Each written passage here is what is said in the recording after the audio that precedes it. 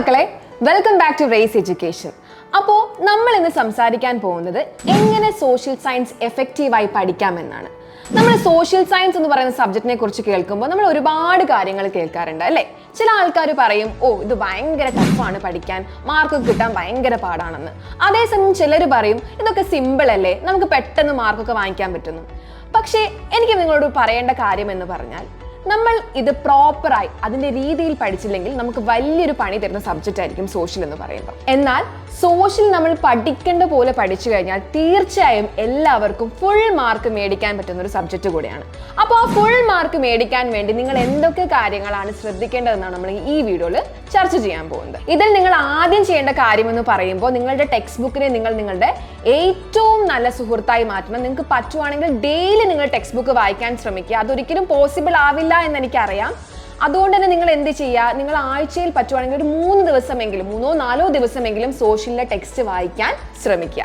അപ്പോൾ ഈ text book വെറുതെ അങ്ങ് വായിച്ചാൽ മാത്രം പോരാ. നിങ്ങൾ എന്ത് ചെയ്യണം, ഒരു ടെക്സ്റ്റ് ബുക്കിൽ ഒരു കോണ്ടന്റ്, ഫോർ എക്സാമ്പിൾ നമ്മൾ ഫ്രഞ്ച് റെവല്യൂഷനെ പറ്റി പഠിക്കുന്ന സമയത്ത് നിങ്ങൾ ഫ്രഞ്ച് റെവല്യൂഷൻ വായിച്ചതിന് ശേഷം അതിൽ നിന്ന് നിങ്ങൾക്ക് മനസ്സിലായ കാര്യങ്ങൾ എന്ത് ചെയ്യുക, ഒരു ഷോർട്ട് നോട്ട് ആക്കി നിങ്ങൾ ഏതെങ്കിലും ഒരു A4 ഷീറ്റിലോ അല്ലെങ്കിൽ നിങ്ങൾ ഏതെങ്കിലും നോട്ട്ബുക്കിലോ നോട്ട് ചെയ്ത് വെക്കുക. ഓക്കെ, അങ്ങനെ ചെയ്യുന്ന സമയത്ത് നിങ്ങൾ ഒരേ സമയം അത് പഠിക്കുകയും പിന്നീട് നിങ്ങൾക്ക് ഇത് റിവൈസ് ചെയ്യേണ്ട സമയത്ത് നിങ്ങൾക്ക് എന്ത് ചെയ്യാം, ഇതൊരു യൂസ്ഫുൾ ആയ മെറ്റീരിയൽ ആയിട്ടും വരും. ഓക്കെ, അതാണ് നിങ്ങൾ ചെയ്യേണ്ട ഒരു കാര്യം എന്ന് പറയുമ്പോൾ. ഇനി അടുത്തൊരു കാര്യം എന്ന് പറയുന്നത്, സോഷ്യലിൽ പൊതുവായി കണ്ടുവരുന്ന ഒരു കാര്യമാണ് നമ്മൾ എല്ലാ കാര്യങ്ങളും ബൈ ഹാർട്ട് പഠിക്കും. ഓക്കെ, ബൈ ഹാർട്ട് പഠിക്കുന്ന സ്വഭാവം സോഷ്യലിന് പൊതുവേ ഉണ്ട്.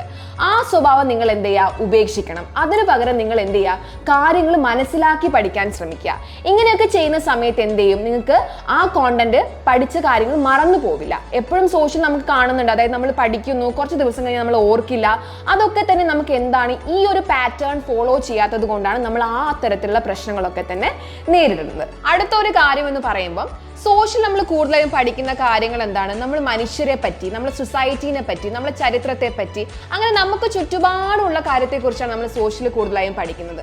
അപ്പോൾ നമ്മൾ എന്ത് ചെയ്യുക, നമ്മളത് ഇമാജിൻ ചെയ്ത് വിഷ്വലൈസ് ചെയ്ത് പഠിക്കുകയാണെങ്കിൽ എന്താവും, നമുക്കത് ഉപകാരപ്രദമാവും. കൂടാതെ ഈ കാര്യങ്ങളൊക്കെ തന്നെ പെട്ടെന്ന് മറന്നു പോകുന്ന ആ സ്വഭാവമൊക്കെ തന്നെ നമുക്ക് എന്താവും, ഇങ്ങനെ പഠിക്കുകയാണെങ്കിൽ ഒരു പരിധി വരെ നമുക്കിത് സോൾവ് ചെയ്യാൻ പറ്റും. ഓക്കെ, ഇനി എനിക്ക് നിങ്ങളോട് പ്രധാനപ്പെട്ട കാര്യം പറയാനുള്ളത്, ഇഷ്ടപ്പെട്ട് പഠിച്ചു കഴിഞ്ഞാൽ സോഷ്യലിനേക്കാൾ എളുപ്പത്തിൽ മാർക്ക് വാങ്ങിക്കാൻ പറ്റുന്ന വേറൊരു സബ്ജക്റ്റ് ഇല്ല. നിങ്ങൾ എപ്പോഴും ചെയ്യേണ്ട ഒരു കാര്യം, മനസ്സിലാക്കാൻ കൂടി ശ്രമിക്കണം. സബ്ജക്റ്റ് മനസ്സിലാക്കി ഇഷ്ടപ്പെട്ട് പഠിക്കുന്ന സമയത്ത് എന്താവും, നിങ്ങൾക്ക് സോഷ്യല് നല്ല മാർക്ക് തന്നെ മേടിക്കാൻ പറ്റും. അപ്പോൾ ഇത്തരത്തിലുള്ള ഒരുപാട് വീഡിയോസ് ഫ്യൂച്ചറിൽ നമ്മളെ യൂട്യൂബ് ചാനലിൽ അപ്ലോഡ് ചെയ്യുന്നതായിരിക്കും. അപ്പോൾ എല്ലാവരും തന്നെ മറക്കാതെ നമ്മുടെ യൂട്യൂബ് ചാനൽ സബ്സ്ക്രൈബ് ചെയ്യുക. അപ്പോൾ നേരത്തെ പറഞ്ഞ പാറ്റേൺ ഒക്കെ നിങ്ങൾ എല്ലാവരും തന്നെ ഫോളോ ചെയ്യാൻ ശ്രമിക്കുക. എന്നിട്ട് നിങ്ങൾ എന്ത് ചെയ്യുക, നിങ്ങളുടെ അഭിപ്രായങ്ങളൊക്കെ തന്നെ കമന്റ് ബോക്സിൽ കമന്റ് ചെയ്യാൻ ശ്രമിക്കുക. ഓക്കെ, അപ്പോൾ ഇത്തരത്തിലുള്ള വീഡിയോ ഞങ്ങൾ ഇനിയും ചെയ്യുന്നതായിരിക്കും. അപ്പോൾ അടുത്തൊരു വീഡിയോയിൽ കാണുന്നവരെ ഗുഡ് ബൈ.